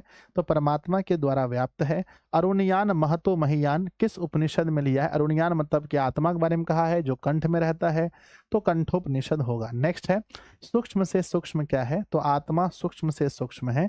नेक्स्ट मंगलम पाठ का दूसरा मंत्र कहां से लिया गया है? पहला मंत्र पढ़े थे ईशावास्य उपनिषद से, और दूसरा मंत्र पढ़े थे कठोपनिषद से, तीसरा पढ़े थे मुंडकोपनिषद से, चौथा पढ़े थे मुंडकोपनिषद से, पांचवा हम लोग पढ़े थे श्वेताश्वतर उपनिषद से। नेक्स्ट है जंतुर निहितो शब्द का संधि विच्छेद क्या होगा? तो बच्चों जंतुर निहितो में क्या होगा? जंतो निहितो, जंतुर निहितो, जंतो निहितो, जंतः और प्लस में निहितो। ये बच्चों ग्रामर जब पढ़ेंगे तब हमें ज्यादा समझ में आएगा। अभी मुझे लग रहा है कि जंतुर निहितो, जंतो, जंतुर निहितो। बच्चों जंतो प्लस में निहित होना चाहिए, लेकिन मुझे थोड़ा सा डाउट है इसमें, क्योंकि ग्रामर जब मैं पढ़ाऊंगा तो इस क्वेश्चन को मैं पुनः आप लोग को बता दूंगा। नेक्स्ट है बच्चों ना नृत्यम शब्द का संधि विच्छेद क्या होता है? ना नृत्यम, तो नौ प्लस में अनृतम, 9 प्लस में अनृतम, तो ना नृतम, ना नृतम, 9 प्लस में, 9 प्लस में, ठीक है, 9 प्लस में अनृतम होगा। ऑप्शन नंबर ए सही है। अगला है बच्चों की महता शब्द का सही अर्थ क्या होता है? महता मतलब होता है महान से महान, महान होता है। अगला है जनतो शब्द का सही अर्थ होता है जनतो, जनतो मतलब होता है प्राणी के, जनतो मतलब होता है प्राणी के। नेक्स्ट है पंथा शब्द का अर्थ होता है, पंथ मतलब मार्ग या, है ना, पंथा मतलब मार्ग बच्चों, क्या होता है? मार्ग या रास्ता भी कह सकते हैं, दोनों सही है। पंथा मतलब क्या होता है? पंथा मतलब होता है मार्ग या रास्ता। नेक्स्ट है विद्वान शोक रहित होकर किसे देखते हैं? शोक रहित होकर परमात्मा को देखते हैं। नेक्स्ट है किसे वश में नहीं किया जा सकता है? तो आत्मा को कभी हम वश में नहीं कर सकते हैं। नेक्स्ट है ब्रह्मणा सत्य का मुंह किससे ढका हुआ है? सत्य का मुंह सोने से ढका हुआ है। नेक्स्ट छोटा से छोटा और बड़ा से बड़ा क्या है? आत्मा छोटा से छोटा और बड़ा से बड़ा है। अनो अनियार कह, कहते हैं कि अनो अनियार मतलब सूक्ष्म से सूक्ष्म क्या है? तो बच्चों अनो अनियार मतलब आत्मा जो है सूक्ष्म से सूक्ष्म है। नेक्स्ट है बच्चों महतो महियान कह, यानी महान से महान क्या है? महान से महान क्या है बच्चों बताइए? तो सुना, सूक्ष्म से सूक्ष्म तो आपने बता दिया आत्मा है, महान से महान भी तो आत्मा ही है।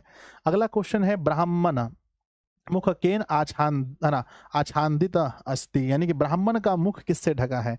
तो ब्राह्मण का मुख भी बच्चों पात्र से ही ढका है, पात्र से ढका है। नेक्स्ट सत्यमेव जयते नानृतम किस उपनिषद से लिया गया है? याद है बच्चों मुंडकोपनिषद से। विद्यार्थी जी 40 सवाल में मुझे बताइए कि आपने लगभग कितना स्कोर किया होगा 40 में से? मुझे अपने बच्चों पर पूरा भरोसा है कि आपने पूरा 40 में 40 किया होगा, कोई डाउट वाली बात में नहीं है। 40 में आपने कितना सही किया बताओ, है ना? पूरा हुआ होगा बच्चों। कहते हैं किम जयते हमेशा कौन जीतते हैं? सत्यस्य या असत्यस्य या आत्मा या परमात्मा? सत्य का। मंगलम पाठ का तीसरा मंत्र कहां से लिया गया है? पहला है बच्चों हमने बताया, फर्स्ट हमारा है ईशावास्य उपनिषद, दूसरा है कंठोपनिषद, तीसरा मुंडकोपनिषद, चौथा भी मुंडकोपनिषद। उपेति शब्द का संधि विच्छेद क्या होगा बच्चों? उपैति, है ना, उप जोड़ एति बराबर उपेति। अगला सवाल है बच्चों कि, है ना, हयाप्त काम शब्द का संधि विच्छेद क्या होगा? हित, है ना, हयाप्त काम मतलब हित प्लस में आप्त काम। Option number A. ग्रामर वाला पोर्शन इसमें नहीं लेना था। अनृत्यम शब्द का सही अर्थ क्या है? अनृत्यम मतलब होता है मिथ्या या झूठ, मिथ्या या झूठ मतलब होता है नृतम। नेक्स्ट है बच्चों, मुखम शब्द का सही अर्थ क्या होता है? मुख मतलब होता है मुख, मुख मतलब ना, मुखम का होता है मुख, मुख यानी ऑप्शन नंबर ए सही है। अगला बच्चों, अनियान शब्द का सही अर्थ क्या होता है? अनियान मतलब अणु या सूक्ष्म कह सकते हैं ना, अणु या ना, अनियान शब्द का सही अर्थ क्या है? अणु और सूक्ष्म दोनों, अणु और सूक्ष्म दोनों हो जाएगा। नेक्स्ट है बच्चों, कीम जयम प्राप्त नोती, कहते हैं बच्चों कौन जीत प्राप्त करता है? बच्चों लिखेंगे जयम प्राप्ति, तो सत्य, सत्य हमेशा जीत प्राप्त करता है। किम जयम ना प्राप्त होती, किसकी जीत नहीं होती है? तो किसकी जीत नहीं होती है? असत्य की जीत नहीं होती है। नेक्स्ट, सत्य से किसका मार्ग खुलता है? सत्य से देवलोक का मार्ग खुलता है। अगला है बच्चों, किसकी विजय होती है? तो सत्य की विजय होती है। नेक्स्ट है, देवलोक की प्राप्ति के लिए उत्तम मार्ग क्या है? सत्य, असत्य, आत्मा, परमात्मा। बताइए, देवलोक की प्राप्ति के लिए उत्तम मार्ग है बच्चों सत्य। नेक्स्ट है, नदियां क्या छोड़कर समुद्र में मिलती हैं? तो नाम को छोड़कर, रूप को छोड़कर, दोनों, तो नाम और रूप दोनों को छोड़कर। नेक्स्ट है, साधक किसको पार करते हैं? साधक मृत्यु को पार कर जाते हैं। अरुणयान महतो महियान, ये किस उपनिषद से है? तो ये बच्चों मैंने पहले बताया है, कंठोपनिषद से है। सूक्ष्म से सूक्ष्म क्या है? तो सूक्ष्म से सूक्ष्म बच्चों आत्मा है। नेक्स्ट बच्चों, मंगलम पाठ का चौथा मंत्र कहां से लिया गया है? तीसरा और चौथा दोनों मुंडकोपनिषद से है। नदियां कहाँ जाकर मिलती हैं? नदियां समुद्र में मिलती हैं। नेक्स्ट, विद्वान पुरुष अपना नाम त्याग कर किस में मिल जाते हैं? विद्वान पुरुष परमात्मा में मिल जाते हैं। प्राणी के हृदय रूपी गुफा में कौन है? प्राणी के हृदय रूपी गुफा में आत्मा होता है। नेक्स्ट पढ़ना है, कौन नाम और रूप छोड़कर समुद्र में मिल जाते हैं? नाम और रूप को छोड़ते हैं नदियां और समुद्र में मिल जाते हैं। विद्वान सत्य मार्ग से कहाँ जाते हैं? विद्वान सत्य मार्ग से देवलोक जाते हैं। नेक्स्ट बच्चों, किसके प्रभाव से विद्वान शोक रहित होते हैं? तो इंद्रियों के प्रभाव से। किसके प्रभाव से बताओ? इंद्रिय, हमारी जो इंद्रियां हैं इसके प्रभाव से विद्वान शोक रहित होता है। नेक्स्ट है बच्चों, यथा नद्यः स्यन्दमानः, किस उपनिषद से लिया गया है? तो नदी भी दिखेगा, मैंने बताया था अगर नदी भी दिखेगा तो मुंडा में मारना है। मुंडा में, कहाँ मारना है? मुंडा में, मुंडकोपनिषद में। लास्ट क्वेश्चन है, वेदा हेमतम, है ना, वेदा हमें, है ना, हमेतम पुरुष महानतम, किस उपनिषद से लिया गया है बताओ? है ना बच्चों, किस उपनिषद से लिया गया है बताइए, किस उपनिषद से लिया गया है? तो कहते हैं वेदा हमेतम पुरुष महानतम, किस उपनिषद से लिया गया है? सबसे लास्ट वाला मंत्र है बच्चों, क्या वेद देखने में श्वेत होता है, इसलिए श्वेतास्वर होगा। बच्चों 46 नंबर सवाल एक बार देख लेना चाहिए, मुझे ऐसा लगता है, एक बच्चे ने भी कहा है और मुझे भी ऐसा लग रहा है। 46 नंबर क्वेश्चन एक बार देख लेते हैं तो दिक्कत खत्म हो जाएगा। चलो, है ना, मुख का अर्थ बच्चों, मुख और मुखम का अर्थ मुख और, है ना, द्वार दोनों होना चाहिए, 46 का दोनों। अब मेरे बच्चे बताइए कि 65 सवाल में लगभग आप लोगों को कितना सवाल आता था? ग्रामर वाला सेक्शन छोड़ के सब आता होगा। मेरे विद्यार्थी बताइए कि 65 में आपका कितना सही हुआ? 65, है ना, 65 में आपका कितना सही हुआ होगा? मुझे पता है कि आपका 65 में 65 सही हुआ होगा, मतलब सब कुछ आपको आता है, क्या नहीं आता है इसमें बताओ जल्दी से मेरे बच्चे। सब लोग सेशन को लाइक कर दीजिए, है ना। 5000 लाइक्स आपने कहा था गुरुजी कि 5000 लाइक्स पूरे होने चाहिए आज किसी भी हाल में, तो सभी बच्चे एक बार लाइक बटन पर क्लिक करेंगे जल्दी जल्दी से। चलो, ये हो गया हमारा सब्जेक्टिव, सॉरी ऑब्जेक्टिव। अब बच्चों सब्जेक्टिव क्वेश्चन भी आपको एग्जाम में लिखना होता है। बच्चों सब्जेक्टिव बताओ, हिंदी में लिखना होता है संस्कृत में? सब्जेक्टिव का जो जवाब हम लोग लिखते हैं हिंदी में या संस्कृत में? तो मेरे बच्चे सब्जेक्टिव हम जब भी लिखते हैं तो उसका उत्तर हमें हिंदी में लिखना होता है, संस्कृत में नहीं। क्वेश्चन कहता है आत्मा का स्वरूप कैसा है, यानी आत्मा कैसा है, वह कहाँ रहती है, अथवा आत्मा के स्वरूप को लिखना है। आत्मा के बारे में आप क्या जानते हैं? सबको बताया भैया आत्मा के बारे में। आत्मा के स्वरूप का वर्णन करते हुए महर्षि वेद व्यास जी कहते हैं कि सूक्ष्म से सूक्ष्म और महान से महान आत्मा प्राणी के हृदय रूपी गुफा में निवास करती है, जिसका रहस्य जानने वाले महान विद्वान पुरुष शोक रहित हो जाते हैं। ये आत्मा के बारे में आपको लिखना है। अगर आप लिख पाएंगे तो प्यारा सा दिल बनाकर भेजिए। हमें लिखता है आप लिखेंगे नहीं, गर्दा उड़ा देंगे। मेरे बच्चे आत्मा के बारे में मैंने जो बताया आपको वो तो गर्दा उड़ जाएगा। गुरुजी आपने बताया कि आत्मा सूक्ष्म से सूक्ष्म है, महान से महान है, व्यक्ति के हृदय रूपी गुफा में रहता है, और जो महान पुरुष इसको जान जाता है वो इस दुनिया से शोक रहित हो जाता है। लिख पाएंगे तो बताइए। यस गुरुजी यस। अगला क्वेश्चन आपको पढ़ना है जो बहुत इंपॉर्टेंट क्वेश्चन है कि महान लोग संसार रूपी सागर को कैसे पार करते हैं। जो भी महान लोग हैं इस संसार रूपी सागर को कैसे पार करते हैं, अथवा विद्वान मृत्यु को कैसे पराजित करते हैं।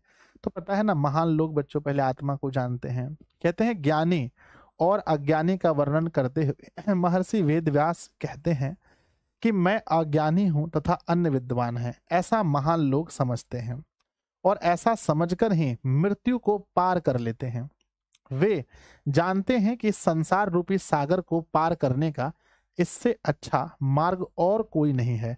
यानी बच्चों वो अपने आप को बहुत छोटा समझते हैं और परमात्मा को ही सब कुछ समझते हैं, दूसरे लोगों को ही सब कुछ समझते हैं, और ऐसा समझकर ऐसे भक्ति भाव से वो इस सागर को, मृत्यु रूपी सागर को पार कर जाते हैं। या सीधा आप लिख सकते हैं, परमात्मा में अपने आप को, अपने नाम और रूप को छोड़कर परमात्मा में मिल जाते हैं और इस मृत्यु रूपी सागर को पार कर जाते हैं।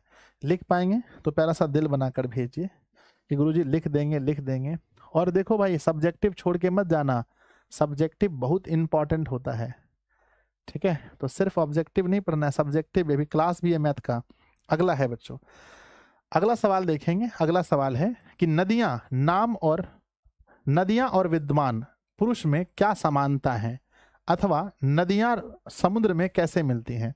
नदी और विद्वान में क्या समानता है, दोनों तो एक ही जैसे हैं बच्चों, ध्यान दीजिए। जैसे नदियां अपना वास्तविक नाम और रूप को छोड़कर समुद्र में विलीन हो जाती हैं, अर्थात मिल जाती हैं, ठीक उसी प्रकार सभी विद्वान अपना वास्तविक नाम और रूप को त्याग कर दिव्य पुरुष आत्मा अर्थात ब्रह्म को प्राप्त कर लेते हैं। तो दोनों में यही समानता है कि नदी मिलते हैं समुद्र में, नदी मिलते हैं समुद्र में, और नदी मिल जाते हैं समुद्र में, और जो विद्वान हैं वो मिल जाते हैं परमात्मा में। हो जाएगा बच्चों। तो प्यारा सा दिल बनाकर भेजिए कि गुरुजी दोनों में यही समानता है। सब लोग जल्दी जल्दी दिल बनाकर भेजो। नेक्स्ट क्वेश्चन है, मंगलम पाठ का 5 वाक्य में परिचय दीजिए। मंगलम पाठ का 5 वाक्यों में परिचय दीजिए। तो क्या परिचय देना है भैया, लिखना है इस पाठ में 4 मंत्र क्रमशः ईशावास्य, कंठ, कठ, मुंडक तथा श्वेताश्वर नामक उपनिषद से संकलित है। 4 नहीं होगा भैया, 4 नहीं होगा, गलत बात है, 5 मंत्र है ना। 5 मंत्र। ये बच्चों मंगलाचरण के रूप में, माफ कीजिएगा, मंगलाचरण लिखा होगा, ये मंगलाचरण, ये मेरे बच्चे मंगलाचरण के रूप में पठनीय है। वैदिक साहित्य के विशुद्ध आध्यात्मिक ग्रंथों के रूप में उपनिषद का महत्व है। इन्हें पढ़ने से परम सत्ता के प्रति श्रद्धा उत्पन्न होती है। उपनिषद ग्रंथ विभिन्न वेदों से संबंध है। तो मेरे बच्चे ये उपनिषद के बारे में आपको लिखना है, इस पाठ के बारे में लिखना है। इसको और हल्का बना के लिख सकते हैं कि मंगलम पाठ में कुल 5 मंत्र हैं। इस पाठ के लेखक महर्षि वेद व्यास जी हैं। इस पाठ में बच्चों, इस पाठ में सत्य, आत्मा, परमात्मा आदि के विषय में चर्चा है। इस पाठ में सत्य, आत्मा और परमात्मा के महत्व के बारे में बताया गया है कि यह संपूर्ण संसार कैसे परमात्मा के द्वारा अनुशासित है। ठीक है, हो जाएगा बच्चों। तो प्यारा सा दिल बनाकर भेजिए कि गुरुजी हो जाएगा, हो जाएगा। सब लोग फटाफट से दिल बनाकर भेजिए, जल्दी जल्दी से। लास्ट क्वेश्चन है क्वेश्चन है कि मंगलम पाठ के आधार पर सत्य की महत्ता पर प्रकाश डालिए, अथवा मंगलम पाठ के आधार पर सत्य का स्वरूप, मतलब अमंगलम पाठ के आधार पर सत्य के बारे में बताना है। तो हम लिखेंगे बच्चों कि सत्य की जीत होती है, ना कि सत्य से ही देवलोक का रास्ता खुलता है। सभी ऋषि मुनि लोग सत्य के मार्ग पर चल के देवलोक को प्राप्त कर लेते हैं। यही है सत्य के बारे में। तो मेरे बच्चे, ये आपका चैप्टर समाप्त हुआ। कॉन्ग्रेचुलेशन, आप सभी को बहुत बहुत बधाई हो बच्चों, है ना। आप सभी को कॉन्ग्रेचुलेशन बच्चों। अब आप लोगों को देखिए, अब मेरे विद्यार्थी जी, अब आप लोगों को करना क्या है, चैप्टर समाप्त हो गया। देखिए जो लोग लाइव जुड़े हैं क्लास में उनसे तो हमारी विनती है ही, पर जो लोग रिकॉर्डेड देखेंगे उनसे विनती है, आपको दो चीज़ लिखना है। पहला ना, नहीं बच्चों दो चीज़ नहीं, एक ही चीज़ लिखना है, क्लास कैसा लगा, पहला चैप्टर कैसा लगा, कैसा लगा। आप लोग बच्चों, सभी बच्चे जितने भी क्लास में जुड़े हैं, लाइव कमेंट तो आपका हट जाएगा, पर जैसे ही क्लास खत्म होगा जाकर के रिकॉर्डेड में एक प्यारा सा कमेंट लिख देना है। और ये कमेंट आपका साल भर, मतलब जब तक ये वीडियो यूट्यूब पे रहेगा, जब तक वीडियो यूट्यूब पे रहेगा तब तक आपका ये कमेंट रहेगा। और मैं कमेंट को खुद पढ़ता हूँ, तो बच्चों आप लोग वादा कीजिए कमेंट करेंगे, सब लोग कमेंट करेंगे और अपने दोस्तों को बताएंगे कि वो आकर के इस चैप्टर को जरूर देखें, जरूर पढ़े। चलिए 8 बजे हमारी मैथ की क्लास थी, तो मैथ की क्लास को टाइम बच्चों 15 मिनट बढ़ाया जा रहा है। 8:15 में मैथ की क्लास होगी। और सभी बच्चे एक बार टाइम नोट कीजिए, नया चैप्टर स्टार्ट हो रहा है बहुपद, तो 8:15 में होगा। तब तक आप लोग भोजन करके आइए, 15 मिनट का ब्रेक है, भोजन कर लीजिए, है ना बच्चों, भोजन करके आइए सब लोग, थोड़ा कुछ खा पी लीजिए, मैं भी खा लेता हूँ। 8:15 में हम लोग मिलेंगे। और बच्चों तब तक एक कमेंट भी कर दीजिएगा, ठीक है ना। मिलते हैं अगली क्लास में, और क्लास यूट्यूब पर होगा, मैथ का क्लास भी जो है यूट्यूब पे होने वाला है 8:15 में बच्चों। और उसके बाद रूटीन के अनुसार से हम चलेंगे, सोमवार का रूटीन जो होगा साइंस का, तो सोमवार को बायोलॉजी हम लोग स्टार्ट भी करेंगे, ठीक है। तो मिलते हैं अगली क्लास में, तब तक के लिए आप पढ़ते रहिए, हंसते रहिए, मुस्कुराते रहिए। 15 मिनट का टाइम मिला है, इसको जरूर यूज़ कीजिए। और नोट्स बच्चों आपको परसों तक में, हाँ 1-2 दिन के अंदर आपको नोट्स मिल जाएगा। तो जिन्हें भी नोट्स पर लेना है बच्चों, तो वो जो अपना बैच है इस बैच में ज्वाइन हो जाइए। ड्रीम 450 प्लस बैच में 749 में पूरे साल का पहले वाला नोट्स, इस वाला नोट्स, सारा क्लास वहीं मिलता है। बाय बच्चों, love you love you love you love you. चलो।